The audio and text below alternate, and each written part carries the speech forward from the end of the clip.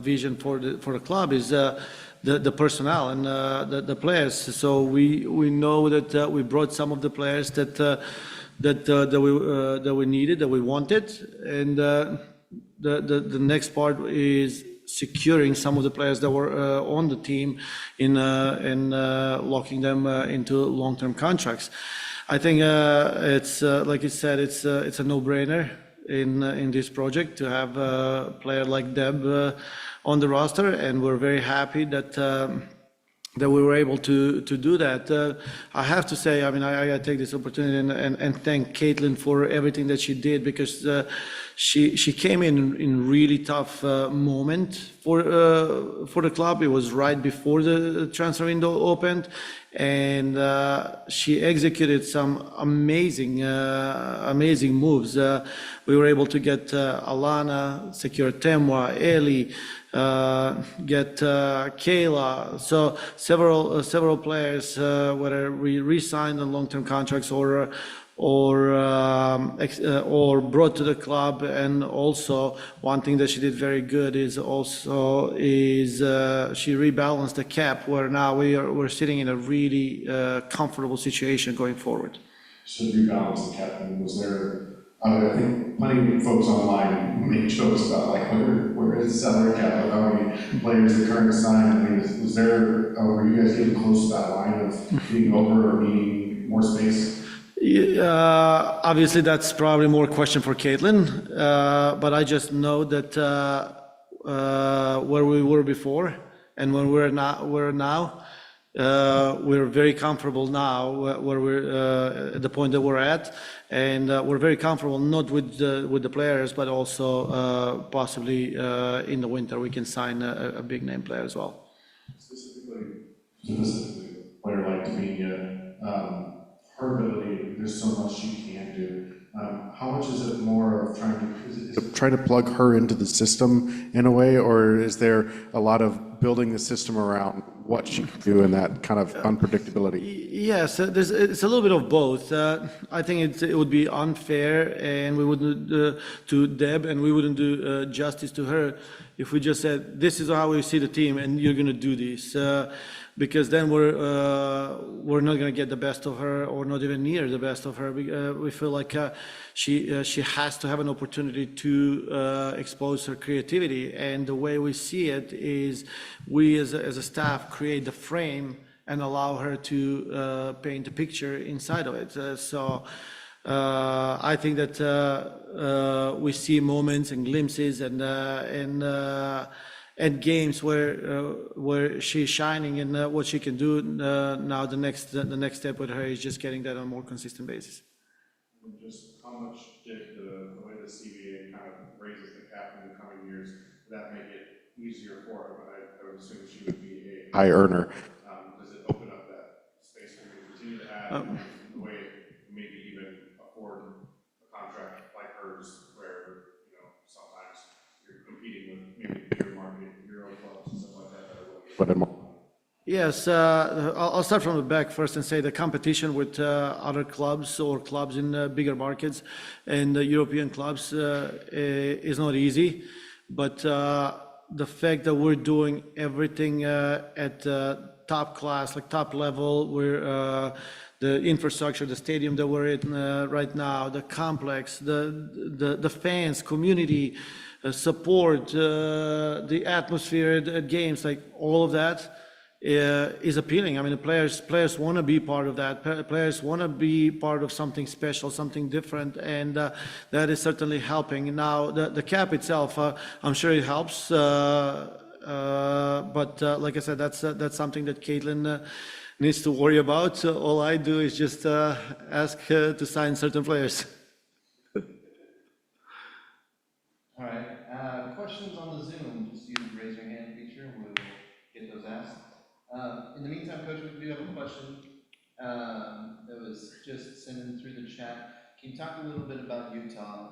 You played them. This will be the second time, but the team looks a lot different now than it did last time you saw them in Sandy. Honestly, we didn't even look at the game the last time we played them, because we feel like they're a lot more organized now, disciplined. They have established structure. Even though the new coach just came in a few games ago, you can already see that there is a certain way of how they want to play. They believe in that, and they're successful. They are very composed on the ball. They want to break teams down methodically, and that's something that they pride themselves on. So we're excited to have them here. We're excited to play the game because it's a challenge for us too. I said in one of my talks, if there was a time that we don't want to face Utah, that's probably this weekend. But in the same time, we always say that we want to play the teams at their best and challenge ourselves as much as possible because that's the only way we can grow. And another question, just in, it's a very tough stretch where on paper it seems like this is probably the easiest of the stretch, but do you want to comment on playing 2 tough road games, this game, and then heading out to Washington and Orlando? Yes, I mean, early on when we were looking at this schedule, we knew this was going to be a tough one for us, but these games have to happen. Whether they happen early in the season, middle, or at the end of the season, they have to happen, and we just see it as a part of the process. I'm just glad that we're sitting in a decent situation, a decent spot going into this stretch, because it would have been a lot more stressful if we were not able to collect the points that we did early on in the season, and now going into these games, I think that everyone was going to go into it feeling a little different. I'm sure you know Alex Morgan announced her retirement. You coached her with the national team. Just can you speak to the impact that she's had on the women's game, both on the field and off the field as well? Yes, I mean, I absolute legend. I had a chance to work with her for 4 years, and I have to say that it was a pleasure working with her. She was always professional, 100% spot on, and honestly, she's arguably the most influential soccer player in the world. And for the way she has carried herself on the field, off the field, and the impact that she's made in this game, it's unmatched. So this game, this league is gonna miss Alex, but knowing her, she is not gonna be sitting at home. She's gonna be on the move, helping this game grow and promote this game as much as possible. Very thankful for every opportunity I had to work with her, and thankful for all the respect that she gave me. All right, thanks, Daniel. Any questions? All right, well, that's it for Coach. We'll be back in just a few minutes with Debinha. Thanks, Daniel. Thanks, everyone else in the room. All right, we're back in with Debinha, and very excited after announcing today her new contract through the 2026 season with an option for 27. So again, we'll just go ahead and open straight to questions in the room. Daniel?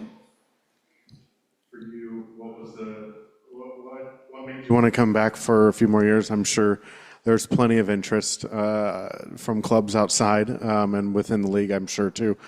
So why stay here for another 2, maybe 3 years? Mm-hmm. Well, first, I'm so happy, to renew the contract. It's a new contract, but the same passion. And I think as soon as I got this club, I felt so welcome. Not just the players, everybody that works for this club, which puts so much effort to make this happen. But of course, the fans too. So I'm just happy to be in this environment and keep it pushing even further for the next 2 years. This club has really stood out to you outside of, said everyone's been very welcoming, but obviously I think something has to be said for the level of input and I guess, how to say it, generosity from ownership in terms of facilities you guys have and all that. How much does that entice you to re-sign and stay here for a few more years? Yeah, like I said, we have so many people around us that works hard, and sometimes they even notice who is working for this to happen. So of course, like being this team, all this, the facility, the stadium, the new stadium. I'm just like happy to be here and make part of this history. And of course, like I wanna give my all to keep pushing forward to keep making history and inspiring, this club inspiring new clubs to do the same. Working with Vlatko has made this project for the years to come such an enticing one and one that you wanted to stick around for. No, of course, like working with Vlatko, it's so good. Like we have seen the difference that he made in this team.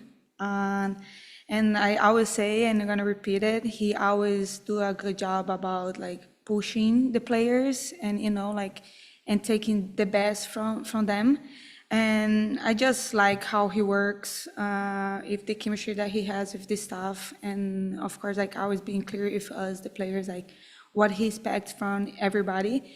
So like for me, like one thing that he had said since he got here, just like step by step, and like every single game, like it's a game, like it's different game. So that stick with me, and of course, like that I bring with me, like for training games, and I of course like I want to keep learning from him and like improving my soccer. Thanks, Daniel. We're gonna go to the Zoom now for questions. And again, if you are on the Zoom and you have a question, just use the raise your hand feature and we'll get you called on. Jillian Carroll, go ahead. Hey, Debinha, congratulations. I don't know if I'm more happy for you or happy for the club that we get to keep you, but as you've continued to have success, you've also shifted into a mentor role, and you've really been impactful to some of the younger players around you. How has that gone for you, and are you enjoying that? Yeah, for sure. I think for me, like come this class playing with different players, young players like Claire Hunton, Five, like seeing how they enjoy soccer, like that remind me like when I was young and start like dreaming. So like of course like for me being there and sharing the same field with them and trying to show them a little bit my experience. It's feel good, but of course, like I always like learn something new with them too. So I feel like this chemistry, like with the experienced players and the younger players, it's good for the club. So I'm just enjoy. I always be out there with them and share the same field. All right, thanks, Jillian. Up next, Theo Lloyd Hughes. Theo? Hi, Debinha. Congratulations on the new contract. This is your second time being a NWSL free agent. And I was wondering if there was anything different between your thoughts going into negotiating this year compared to 2023. Yeah, I feel like the first time, I think I was ready for change. But of course, like I want to stay in this league. And come to the KC, like I said, like it was a new challenge for me, and knowing like what KC was bringing to the women's sports, women's soccer, that of course like I want to be part of it. So I think for me right now, like I just want to stay where I feel happy, where I feel comfortable, and just like to worry about just soccer and playing soccer. So I think for me here, I felt home and I just want to stay. All right, thanks, Deb. Any other questions for Debinha? All right. Deb, just talk real quick about tomorrow's game against Utah. What is the team looking for, and what does it mean for the team to be playing back at home after 2 weeks on the road? Yeah, like these 3 losses that we had, like of course not good, especially like seeing the season that the team had until now. But I feel like if there was a time that we could lost and learn from there, was the time. But of course, like now we need to get together, like we have talked as a group with the staff too, and just like being together and going from here. And of course, like Utah is a good team. They got new players, so which is going to be different than we played them last time. But I think it's just more about us now. It's just like playing how we play, because the last 3 games, you kind of like lost a little bit of that, you know? So just like we need to go on the field and play happy, do our dirty work, and look for the win. Any other questions for Debinha? All right, well, that's it for us today. We are back in action at CPKC Stadium tomorrow night.